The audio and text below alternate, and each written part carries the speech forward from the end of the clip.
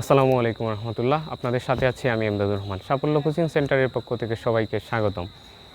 আজকে আমরা আলোচনা করব এসএসসি রসায়নের অষ্টম অধ্যায় নিয়ে। অষ্টম অধ্যায়ের বেসিক আমরা প্রথম ক্লাসে আলোচনা করেছিলাম। আজকে আমরা আলোচনা করব গ্যালভানিক কোষ নিয়ে। তো প্রথমেই গ্যালভানিক কোষ নিয়ে আমরা কিছু কথা বলি। তড়িৎ বিশ্লেষ্য কোষ।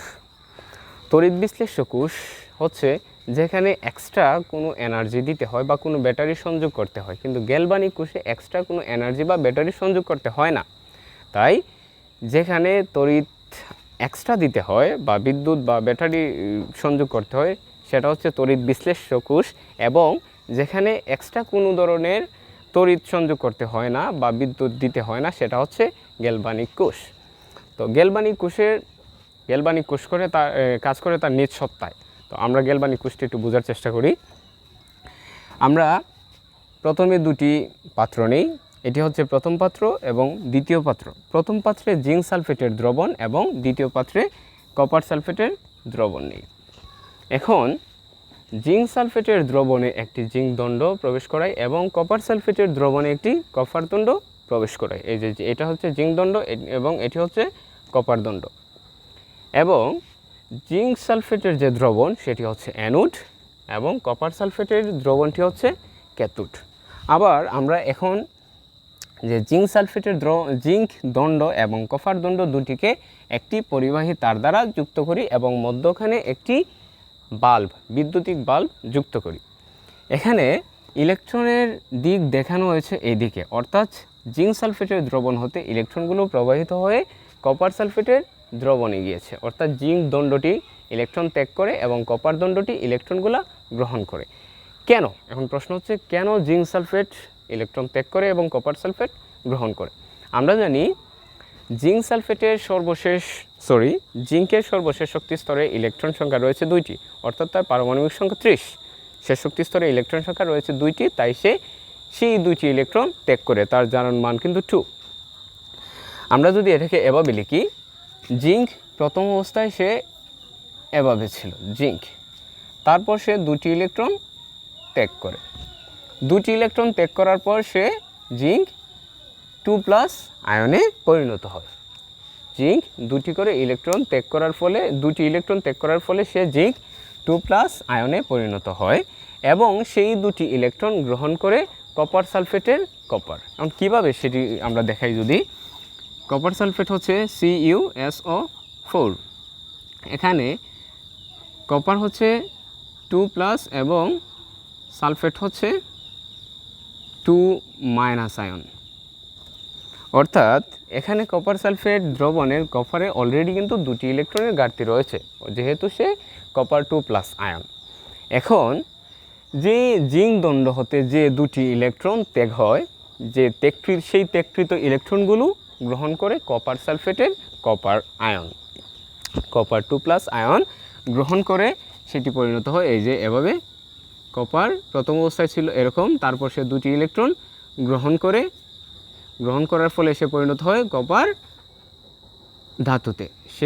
ধাতুতে পরিণত হয়। 2টি করে ইলেকট্রন গ্রহণের পর সে কপার ধাতুতে পরিণত হয়।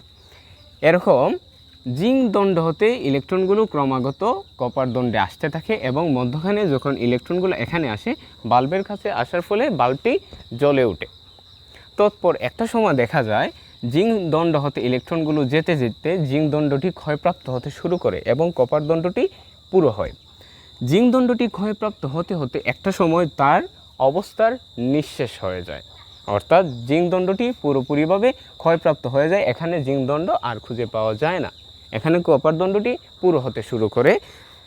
তার ফলে এখানে যে জিঙ্ক দণ্ড 2টি করে ইলেকট্রন ত্যাগ করেছিল, তার ফলে সে জিঙ্ক 2+ আয়নের ক্রমাগত বৃদ্ধি ঘটাতে থাকে। এখানে এই যে জিঙ্ক 2+ আয়নের ক্রমাগত বৃদ্ধি ঘটায় এবং এখানে যেহেতু কপার আয়নে পরিণত হয়, তাহলে কপার বাদ আমাদের রয়ে গেল সালফেট 2- আয়নের। সালফেট 2- আয়নের ক্রমাগত বৃদ্ধি ঘটে, অর্থাৎ এখানে সালফেট - আয়নের বৃদ্ধি ঘটে এবং এখানে জিঙ্ক প্লাস আয়নের বৃদ্ধি ঘটে। এবং জিঙ্ক দণ্ডটি ক্ষয়প্রাপ্ত হয়ে যাওয়ার ফলে ইলেকট্রন প্রবাহ কিন্তু অলরেডি অফ, বন্ধ হয়ে গেছে। ইলেকট্রন প্রবাহ বন্ধ হয়ে যাওয়ার ফলে আমাদের লাইটটির সাথে সাথে বন্ধ হয়ে যায়। সেই যে একটি অস্থিতিশীলতার সৃষ্টি হয়, সেই অস্থিতিশীলতার বন্ধ করতে বা সেটিকে শিথিলতার মধ্যে বা সাম্যাবস্থার মধ্যে আনতে বা ইলেকট্রনগুলো আবার পুনরায় চালু করার জন্য আমাদের এখানে ব্যবহার করা হয় লবণ সেতু। লবণ সেতুগুলো তৈরি করা হয় মূলত সক্রিয় ধাতু পটাশিয়াম ক্লোরাইড দিয়ে, বা যে কোনো লবণ দিয়েই হতে পারে, তবে আমরা এখানে ব্যবহার করেছি পটাশিয়াম ক্লোরাইড, কারণ মৌলগুলো সক্রিয় পটাশিয়াম ক্লোরাইডের মধ্যে পটাশিয়াম হচ্ছে প্লাস আয়ন এবং ক্লোরিন হচ্ছে মাইনাস আয়ন।